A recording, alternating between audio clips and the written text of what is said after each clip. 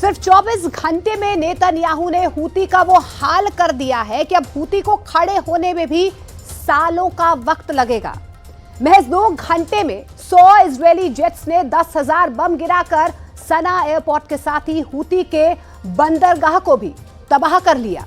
Israel के attack में WHO chief की जान भी बाल बाल बच गई।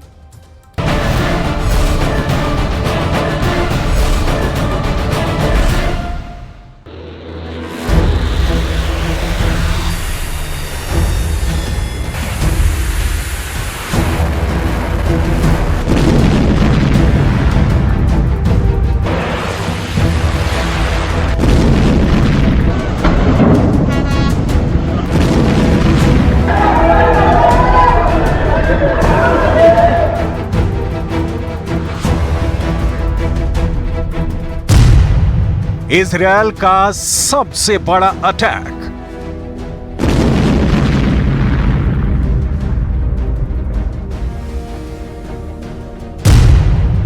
इजरायली बारूद से भस्म हुआ हूथी। 100 जेट से हूथी के ठिकानों पर हमला।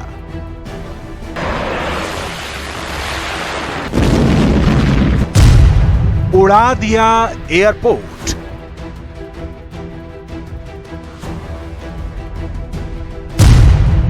बाल बाल बचे WHO चीफ।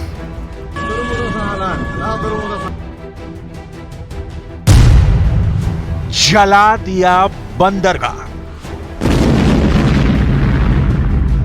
इजरायल अब तक हूथी को बार बार चेता रहा था, संभल जाओ संभल जाओ, लेकिन हूथी समझने और संभलने को तैयार नहीं था।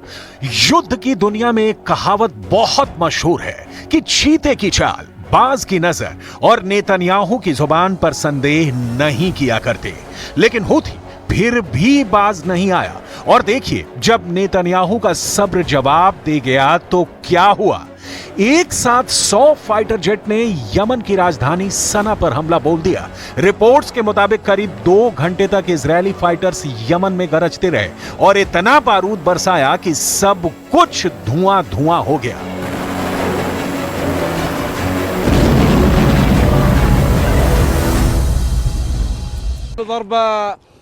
بدون أي سابق إنذار ولا أي عذر تم ضرب مطار صنعاء، ضرب المدنيين، صالات المدنيين، الصالات وبرج المطار. برج المطار فيه موظفين مدنيين من هيئة العيال. दावा किया जा रहा है कि इजरायल का यह हमला यमन के हूथी विद्रोहियों पर अब तक का सबसे बड़ा हमला है। इजरायली फाइटर्स ने राजधानी सना के एयरपोर्ट, रास कनातिब बिजली स्टेशनों, सलीफ और रास कनातीब बंदरगाहों समेत पश्चिमी शहर हुदैदा के बंदरगाह समेत हूथी के सैन्य ठिकानों पर भी हमला बोला। हमला कितना बड़ा था, इसका अंदाजा इस बात से लगाया जा सकता है कि इसमें इजरायल के 100 से ज्यादा लड़ाकू विमान शामिल हुए थे। सना एयरपोर्ट का मेन रनवे, कंट्रोल टावर और एयरक्राफ्ट तबाह हो गए। जिस वक्त इजरायली एयरफोर्स ने सना पर हमला किया, उस वक्त WHO के चीफ भी वहीं पर मौजूद थे। WHO चीफ ने अपनी आप बीती एक्स पोस्ट के जरिए बताई। WHO chief doctor Tedros Adhanom Ghebreyesus ने कहा कि वो और उनके सभी सहयोगी प्लेन में सवार होने ही वाले थे, तभी सना एयरपोर्ट पर इजरायल की ओर से हमला हो गया। टेड्रोस ने बताया कि इस दौरान वहां जमकर बमबारी हुई, जिसमें उनकी फ्लाइट का एक सदस्य भी घायल हो गया और एयरपोर्ट पर मौजूद 2 अन्य लोगों की मौत हो गई। वहीं प्रत्यक्षदर्शियों का दावा है कि हमला ऐसे वक्त हुआ जब एयरपोर्ट मुसाफिरों से भरा हुआ था। اليوم تم استهداف مطار صنعاء الدولي أثناء رحلتين ذهاب وإياب، وصولهم مغادرة. استهدفوهم والمطار يعج بالمواطنين. पूरी तैयारी के साथ इजरायल का अटैक। इजरायली सेना ने हूथी पर यह अटैक आनन फानन में नहीं किया, बल्कि इसके लिए इजरायल ने पहले पूरी तैयारी की। फाइटर जेट को चेक किया गया, कहां पर बम गिराने हैं इसके बारे में खुद IDF के चीफ ने पायलट्स और सपोर्टिंग स्टाफ को ब्रीफ किया और उसके बाद कुछ इस तरह इजरायली फाइटर्स हूथी का नाश करने के मिशन पर उड़ गए। जिस वक्त इजरायल की तरफ से यह हमला किया जा रहा था, नेतन्याहू खुद कमांड सेंटर में मौजूद थे। वो लाइव एक्शन की तस्वीरें देख रहे थे। कभी आईडीएफ चीफ हर्जी हलेवी तो कभी इजरायल के रक्षा मंत्री इजरायल काट्ज नेतन्याहू को एक एक बात की बारीक जानकारी दे रहे थे। इजरायल का दावा है कि हूथी इन ठिकानों का इस्तेमाल ईरान से यमन में हथियारों की तस्करी के लिए कर रहा था। इजरायल के पीएम नेतन्याहू ने कहा, אנחנו מדליקים הערב נר שני של חנוכה. אנחנו נמצאים במלחמת התקומה, דור המכבים של ימינו, ולפני שעה קלה חיל האוויר תקף מטרות של ארגון הטרור החותי בתימן, גם בקו החוף וגם בצנע. אנחנו נחושים לגדוע את זרוע הטרור הזה של ציר הרשע של איראן. אנחנו נתמיד בזה עד שנשלים את המלאכה. तेल अवीव पर मिसाइल हमले का बदला। इन हमलों को तेल अवीव पर हूथी विद्रोहियों के मिसाइल हमलों का जवाब माना जा रहा है। हूथी इजरायल को निशाना बनाने के लिए अब तक मिसाइलों का इस्तेमाल करता था, लेकिन अब वो हाइपरसोनिक मिसाइलों का इस्तेमाल करने लगा है।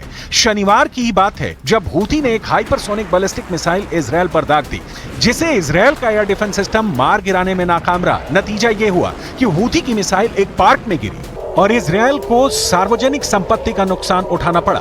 हूथियों के इस हमले ने इजरायल का तापमान और बढ़ा दिया। सुनिए इजरायल के रक्षा मंत्री को। לא נשלים עם העובדה שהחות'ים ממשיכים לירות על מדינת ישראל. אני הזהרתי ואמרתי שכמו שטיפלנו בסינואר בעזה, בהנייה בטהרן ובנסראללה בביירות, אנחנו נטפל גם בראשי החות'ים בצנע ובכל מקום בתימן.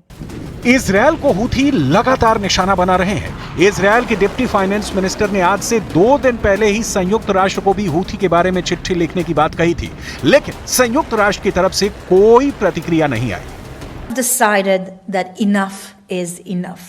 Minister of Foreign Affairs Gideon Saar has sent an urgent letter addressed to the President of the United Nations Security Council calling for the Council to urgently convene and condemn the Houthis' illegal action as well as Iran's ongoing support and provision of arms to this group. जब Israel ने action ले लिया तो कैमरे के सामने संयुक्त राष्ट्र की प्रवक्ता आई और इजरायल और हूथी दोनों पक्षों से संयम बरतने की अपील की। संयुक्त राष्ट्र के महासचिव एंटोनियो गुटेरेस ने सना एयरपोर्ट पर इजरायली हमले की निंदा भी की। उन्होंने इजरायल से अंतर्राष्ट्रीय कानून का सम्मान करने के लिए कहा, साथ ही एक प्रतिनिधि मंडल भी भेजने की बात कही। The Secretary General remains deeply concerned about the risk of further escalation in the region and reiterates his call for all parties concerned to cease all military actions and to exercise utmost restraint. He also warns that airstrikes on Red Sea ports and Sana'a airport pose grave risks to humanitarian operations at a time when millions of people are in need of life-saving assistance. Further escalation in the region also continues to undermine the mediation efforts led by Special Envoy Hans Grunberg to reach a negotiated political solution to the conflict in Yemen. Netanyahu को जानने वाले जानते हैं कि अगर एक बार उन्होंने commitment कर दी तो फिर वो खुद की भी नहीं सुनते। अब तक हूथी के हमलों पर सब्र से काम ले रहे नेतन्याहू ने हूथी को टारगेट पर ले लिया है। הישראלי, תוך פגיעה ביעדים אסטרטגיים חות'ים בתימן, בשדה תעופה, בנמל, וכמו שאמרנו, מי שפוגע בישראל. इजरायल को लगातार निशाना बना रहा था हूथी।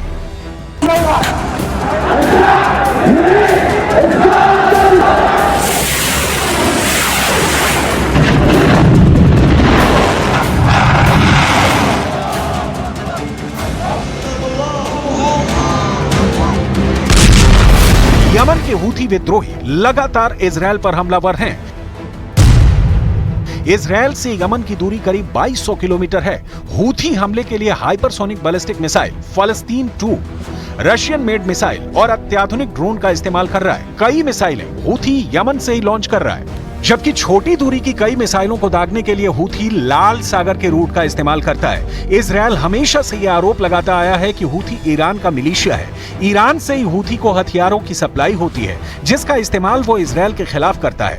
ईरान समर्थित हूथी विद्रोही पिछले 1 साल से ज्यादा वक्त से फिलिस्तीनियों के समर्थन में इजरायल पर बार बार मिसाइलें दाग रहा है। हालांकि ज्यादातर मिसाइलों को इजरायल ने रोक लिया, लेकिन शनिवार को हुए एक हमले में तेल अवीव में 16 लोग घायल हो गए थे। शनिवार को किए हूथी के हमले के बाद ही नेतन्याहू का क्रोध 7वें आसमान पर पहुंच चुका था और उन्होंने कहा था कि वो हूथी के खिलाफ हमला करेंगे और नेतन्याहू ने वही किया।